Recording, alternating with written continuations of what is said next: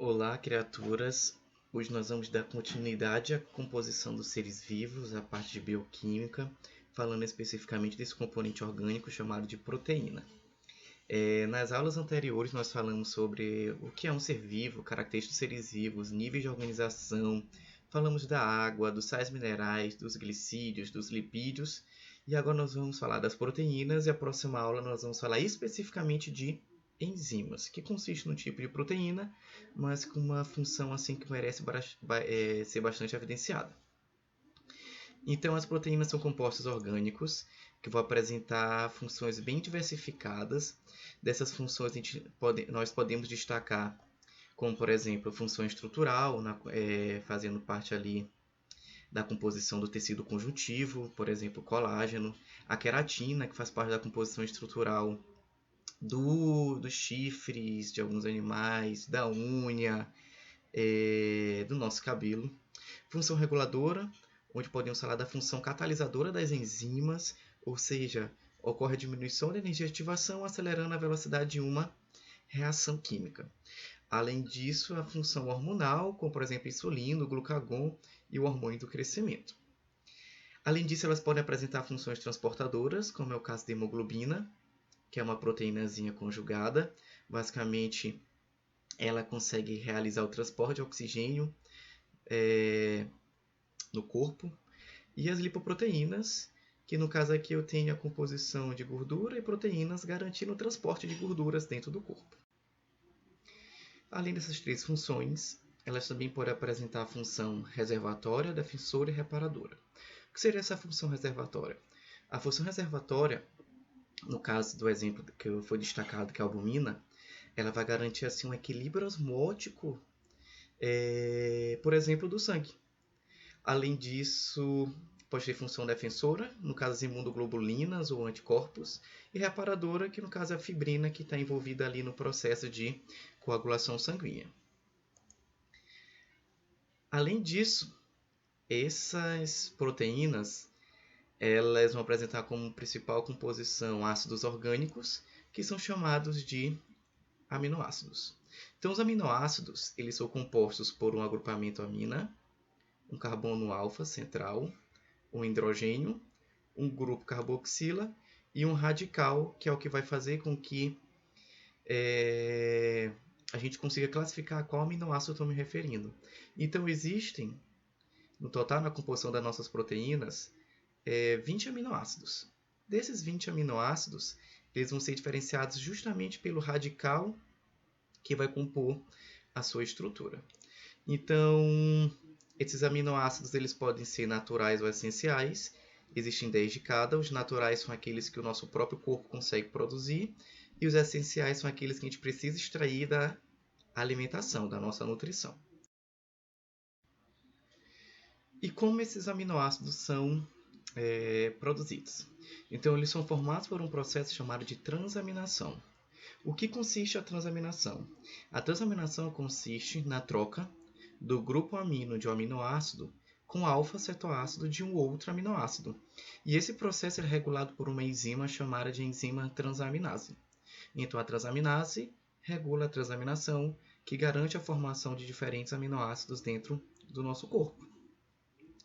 Além disso, esses aminoácidos podem apresentar funções isoladas, como por exemplo a composição da histamina, dos hormônios tireoidianos, como o T3 e T4, e também garantir a formação de proteínas. Então as proteínas são constituídas por vários aminoácidos unidos entre si. E essa formação de proteínas ela vai ser por meio de ligações chamadas de ligações peptídicas. Então a ligação peptídica você consegue observar aqui que consiste na união de uma região do grupo carboxila com do outro grupo de um outro aminoácido, que é o grupo amina, ocorrendo a liberação de água e promovendo assim uma síntese por desidratação, basicamente porque uma molécula de água ela é liberada. Então a ligação peptídica consiste na ligação entre dois aminoácidos. Mas o que acontece com o corpo se ocorrer uma baixa ingestão de aminoácidos ou proteínas em geral? Então, a deficiência proteica ela pode ocasionar alguns quadros, como o kwashiorkor e o marasmo. Então, o kwashiorkor ele pode ser caracterizado como exemplo de desnutrição, mas uma desnutrição principalmente proteica, na ausência de alguns aminoácidos ou de proteínas mesmo do nosso corpo. Então, quando o corpo não tem todos os aminoácidos que ele precisa, ele vai tentar extrair esse aminoácido de algum lugar. Então, de uma proteína que já está dentro de nós. Então, como por exemplo, ele pode utilizar da albumina para extrair alguns aminoácidos que estão ausentes no corpo.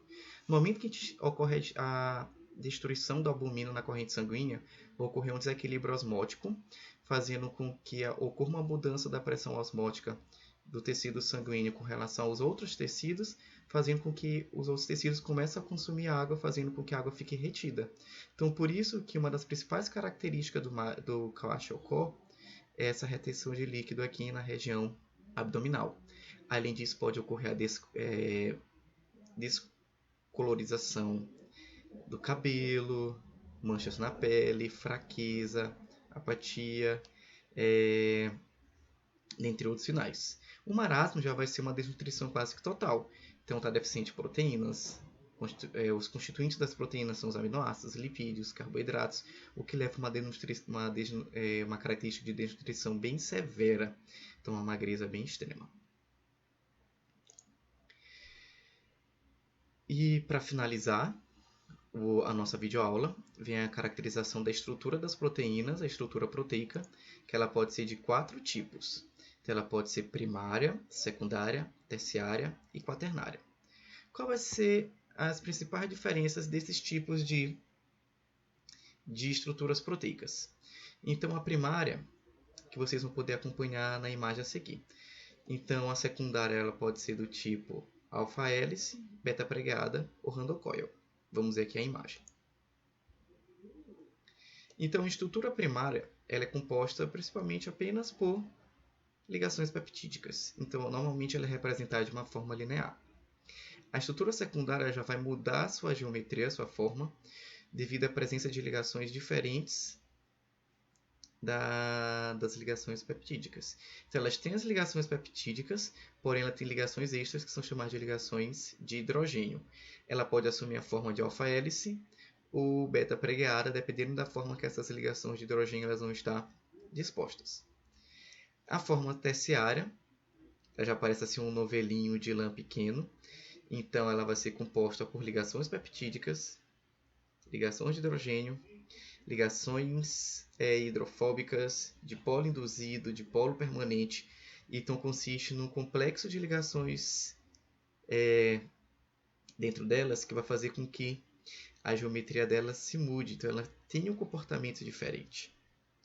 E tem a proteína quaternária, que já vai ser ali o conjunto de várias cadeias polipeptídicas unidas numa única estrutura.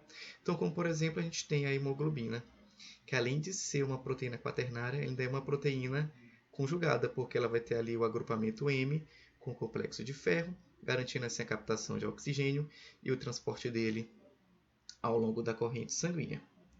Então, as estruturas proteicas elas vão ser importantes por quê? Porque se elas forem submetidas a diferentes fatores externos, como por exemplo altas temperaturas, uma proteína terciária ela pode perder suas ligações, perdendo assim sua função. Esse processo é chamado de processo de desnaturação enzimática ou proteica. Ou então ela pode ser inativada devido a um pH diferenciado ou uma temperatura que não é ideal para ela funcionar. Mas esses detalhes sobre desnaturação nós vamos trabalhar especificamente quando a gente for falar sobre as enzimas. Então, na próxima aula, nós vamos falar especificamente sobre enzimas, características, propriedades, funções e o efeito de temperatura, pH e concentração do substrato em relação à sua atividade. Então, por hoje é só. Na próxima aula nós continuamos. Valeu, fechou.